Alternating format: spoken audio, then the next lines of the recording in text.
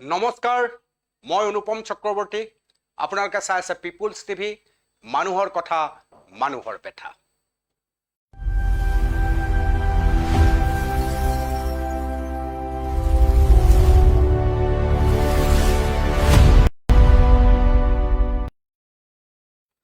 Voice of editor in চিফত আজি আমি এটা বিশেষ চৰ্চা কৰিব খুজিছোঁ, এটা ৰাজনৈতিক চৰ্চা।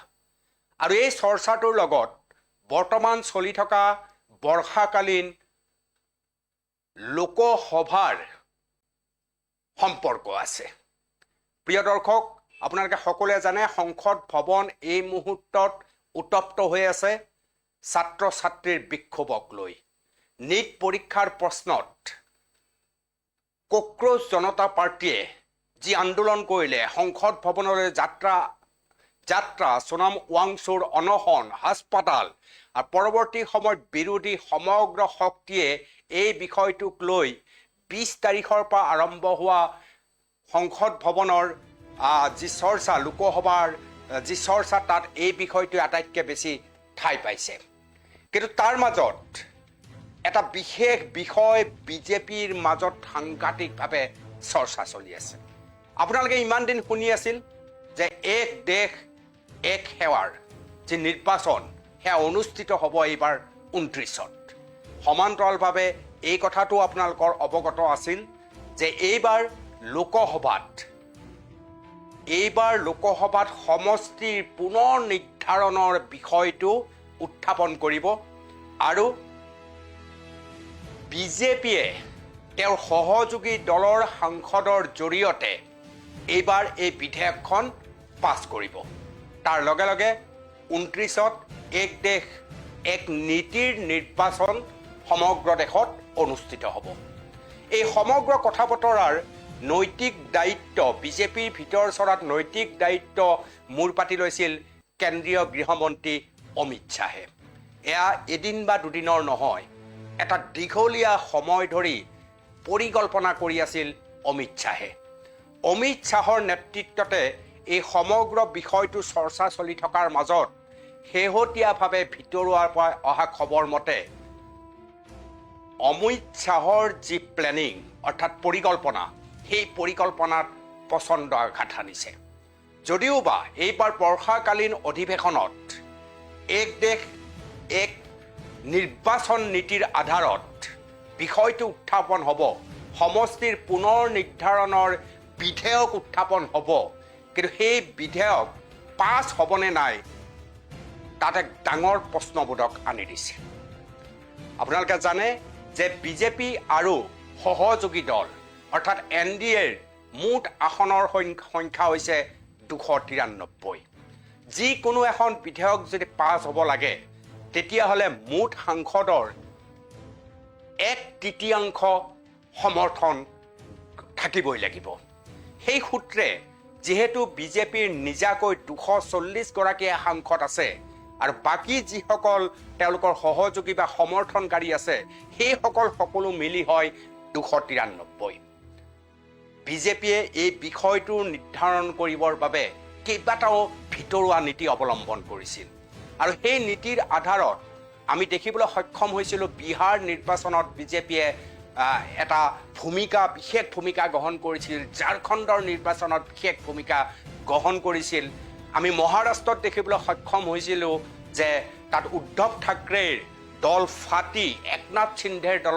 দলক কেনেকৈ বিজেপিৰ লগত চামিলকৰণ কৰা হৈছিল, ইত্যাদি ইত্যাদি বহু ৰাজনৈতিক পথ পৰিৱৰ্তন আপোনালোকে দেখিছিল। শেহতীয়াভাৱে পশ্চিমবংগৰ যি উত্থান আৰু পতনৰ ৰাজনীতি, তাত বিজেপিৰ আমি যিটো উত্থান দেখিলোঁ আৰু তৃণমূলৰ অৰ্থাৎ মমতা দিদিৰ যি শোকাবহ পৰিণতি দেখিলোঁ, তাৰ আধাৰতো আমি উল্লেখ কৰিব খোজা সমষ্টিৰ পুনৰ নিৰ্ধাৰণৰ বিষয়টো সংযুক্ত হৈ আছে। যিহেতু পশ্চিমবংগত তৃণমূলক ভাঙি ছিঙি বিজেপিয়ে চূৰ্ণ বিচ্ছিন্ন কৰিবলৈ সক্ষম হ'ল, তাৰ পিছতে সাংসদ ক্ৰয়ৰ যিটো ব্যৱস্থা, সেই ব্যৱস্থা ইতিমধ্যে আৰম্ভ হৈছিল। আপোনালোকে জানে যে এই মুহূৰ্ততো গৃহমন্ত্ৰী অমিত শ্বাহ পশ্চিমবংগত আন এক পৰিকল্পনালৈ ভ্ৰমণ কৰি আছে। এই পৰিকল্পনাৰ মূল উদ্দেশ্য হৈছে তৃণমূলৰ যি ২৬ গৰাকী সাংসদ আছে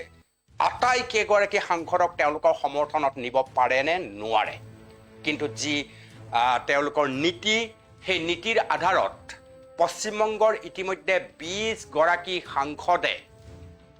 বিজেপিক মুকলিকৈ সমৰ্থন কৰাৰ পৰিৱেশ তৈয়াৰ হৈছিল একেধৰণে উদ্ধৱ ঠাকৰে দলৰ প্ৰায় ৬ গৰাকী সাংসদ বিজেপিমুখী হোৱাৰ এটা পৰিৱেশো তৈয়াৰ হৈছিল গতিকে ২০+৬ ২৬ গৰাকী আৰু এই ২৬ গৰাকীক যেতিয়া আপুনি ২৯৩ লগত যোগ কৰিব মুঠ ৩১৮ গৰাকী সাংসদ হয় কিন্তু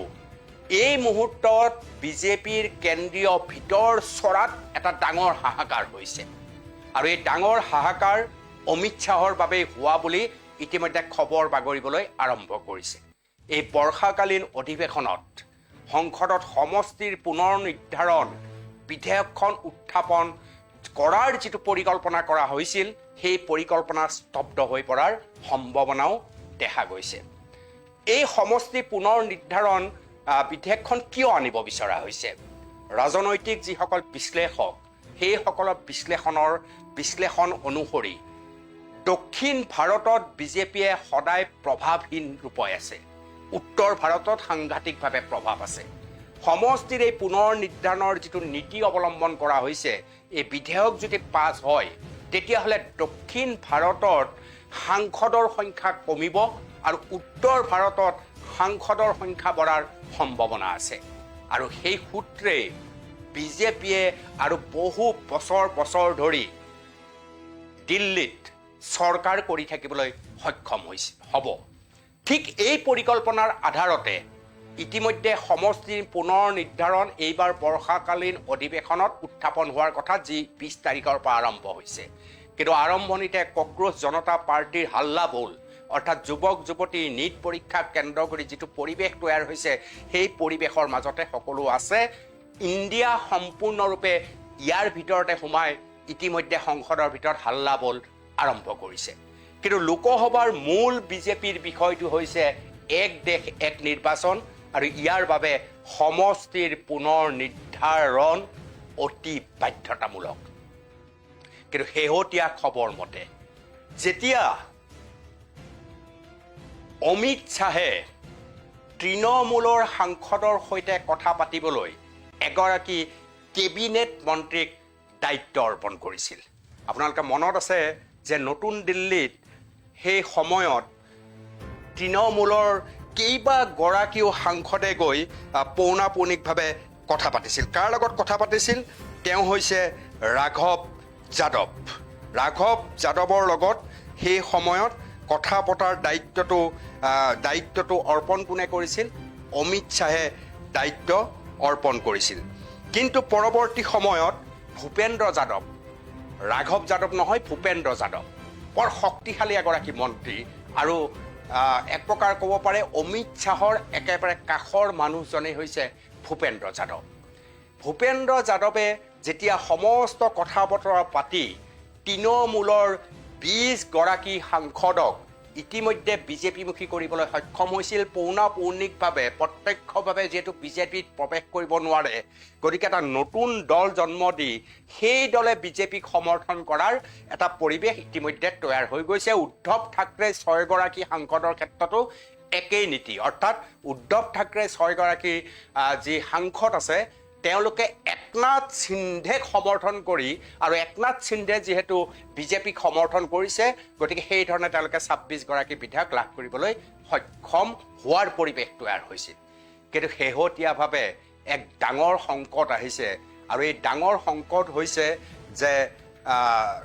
কেন্দ্ৰীয় গৃহমন্ত্ৰী অমিত শ্বাহৰ কাষৰ যিসকল লোক আছে সেইসকল লোকৰ ক্ষেত্ৰত কিছু নীতি অৱলম্বন কৰা হৈছে যিটো নীতিয়ে যথেষ্ট কষ্ট দিছে কাক অমিত শ্বাহক শুনামতে খবৰ বাগৰা মতে ইতিমধ্যে ভূপেন্দ্ৰ যাদৱৰ কাম পৰিচালনা কৰাৰ বাবে যি ৪ গৰাকী বিশেষ উচ্চ স্তৰৰ বিষয়া আছিল যিসকলে ভূপেন্দ্ৰ যাদৱৰ সকলো কাম কৰে আৰু ভূপেন্দ্ৰ যাদৱৰ নেতৃত্বতেই সেইসকলে তৃণমূলৰ সাংসদৰ লগত ভূপেন্দ্ৰ যাদৱে কথা পাতি থাকোঁতে অমিত শ্বাহৰ হৈ কথা পাতি থাকোঁতে এই চাৰিগৰাকী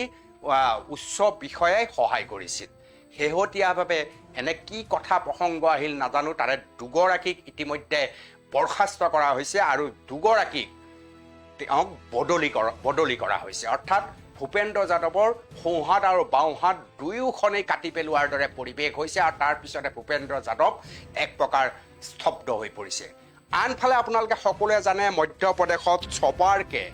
ছপাৰকে সাংসদ হোৱাৰ বিধানসভাত দবদবাই থকা এজন মানুহ হ'ল নৰোত্তম মিশ্ৰ যোৱা নিৰ্বাচনত নৰোত্তম মিশ্ৰই টিকট পাব বুলি নিশ্চিত হৈ আছিল মধ্যপ্ৰদেশত কিন্তু শেষত বিজেপিৰ পৰা নৰোত্তম মিশ্ৰক টিকট প্ৰদান কৰা নহ'ল নৰোত্তম মিশ্ৰ কোন নৰোত্তম মিশ্ৰ এক প্ৰকাৰ আপোনালোকে ক'ব পাৰে যে গৃহমন্ত্ৰী কেন্দ্ৰীয় গৃহমন্ত্ৰী অমিত শ্বাহৰ সোঁহাত ইয়াৰ ফলশ্ৰুতিত নৰোত্তম মিশ্ৰয়ো এই সাংসদ ক্ৰয় অনাৰ যিটো ব্যৱস্থা সেই ব্যৱস্থাটোত তেওঁৰো যথেষ্ট অৱদান আছিল আৰু তেওঁক টিকট নিদি একেবাৰে নিঃকিন কৰি পেলোৱা হ'ল আৰু ভূপেন্দ্ৰ যাদৱৰ সোঁহাতে বাওঁহাতে থকা চাৰিগৰাকী বিষয়াকে লৈ যোৱাৰ পিছত ভূপেন্দ্ৰ যাদৱো এক প্ৰকাৰ মৌন হৈ পৰিল ভূপেন্দ্ৰ যাদৱৰ সৈতে তৃণমূলৰ যি কথা বতৰা হৈছিল ২০ গৰাকী সাংসদৰ কথা বতৰা হৈছিল তাৰ ভিতৰত চাৰিগৰাকী সাংসদৰ চৰ্ত আছিল যে তেওঁলোকক কেন্দ্ৰীয় মন্ত্ৰিত্ব প্ৰদান কৰিব লাগিব আৰু এই কেন্দ্ৰীয় মন্ত্ৰিত্ব কেতিয়া প্ৰদান কৰিব লাগিব ২০ জুলাইত যি লোকসভা অনুষ্ঠিত হ'ব বৰ্ষাকালীন অধিৱেশন অনুষ্ঠিত হ'ব তাৰ পূৰ্বেই কিন্তু ইতিমধ্যে আপোনালোকৰ অৱগত যে তেনে কোনো পৰিৱেশ ইতিমধ্যে তৈয়াৰ হোৱা নাই মাজে মাজে আমি শুনি থাকোঁ যে শিক্ষামন্ত্ৰী ধৰ্মেন্দ্ৰ প্ৰধানক অপসাৰণ কৰা হ'ব যিহেতু ইথানেলৰ বিতৰ্ক সেই ইথানেলৰ বিতৰ্কৰ কাৰণে নীতিন গাডকাৰীক কাষৰীয়া কৰা হ'ব আনকি এই ধৰণৰ খবৰো বাগৰিছিল যে তাৰ আৰু কেইবাগৰাকী এনেকুৱা জ্যেষ্ঠ নেতা আছে ৰাজনাথ সিঙৰ দৰে জ্যেষ্ঠ নেতা আছে যি ইতিমধ্যে মন্ত্ৰিত্ব পদ হেৰুৱাব লগা পৰিস্থিতি আৰু সেই সকলৰ ঠাইত তৃণমূলৰ যি চাৰিগৰাকীয়ে দাবী কৰিছে কেন্দ্ৰীয় মন্ত্ৰী হিচাপে তেওঁলোকে শপত ল'ব লাগিব তেতিয়াহে তেওঁলোকে সংসদ ভৱনত লোকসভাত তেওঁলোকে বিজেপিৰ হৈ সমৰ্থন কৰিব কিন্তু এই মুহূৰ্তলৈকে সেয়া সম্ভৱ এই কাৰণে হোৱা নাই যে হঠাৎ যদি এনেকৈ ৰাজনাথ সিঙৰ দৰে জ্যেষ্ঠ নেতা নীতিন গাডকাৰীৰ দৰে জ্যেষ্ঠ নেতা ধৰ্মেন্দ্ৰ প্ৰধানে যদি বাদ দিব লগা হয় তেওঁ মন্ত্ৰিত্ব তেতিয়াহ'লে বিজেপিৰ ভিতৰ চৰাৰ মাজতে জুই লগাৰ সম্ভাৱনা আছে ইতিমধ্যে এই প্ৰসংগটোক কেন্দ্ৰ কৰি দুভাগত বিভক্ত হৈছে বিজেপি এয়া ভিতৰ চৰাৰ এখন যুদ্ধ এই যুদ্ধৰ মাজত যিহেতু তৃণমূলে ক'লে যে আমাক চাৰিগৰাকী কেন্দ্ৰীয় মন্ত্ৰী লাগিবই তাকে দেখি উদ্ধৱ ঠাকৰেৰ পৰা অহা যি ৬জন সাংসদ আছিল তেওঁলোকৰ দুজনেও একে দাবী কৰিবলৈ আৰম্ভ কৰিলে অৰ্থাৎ তেওঁলোককো লাগে কেন্দ্ৰীয় মন্ত্ৰিত্ব অৰ্থাৎ ৪+২ ছগৰাকী এনে সাংসদ ওলাল যি মন্ত্ৰিত্ব নাপালে তেওঁলোকে বিজেপিক সমৰ্থন নকৰি পুনৰ আগৰ ঠাইলৈ ঘূৰি যোৱাৰ সম্ভাৱনা আছে আৰু এই সম্ভাৱনা বেছিকৈ প্ৰকট তেতিয়াই হ'ল যেতিয়াই তৃণমূলৰ মূল নেত্ৰী অৰ্থাৎ মমতা বেনাৰ্জীয়ে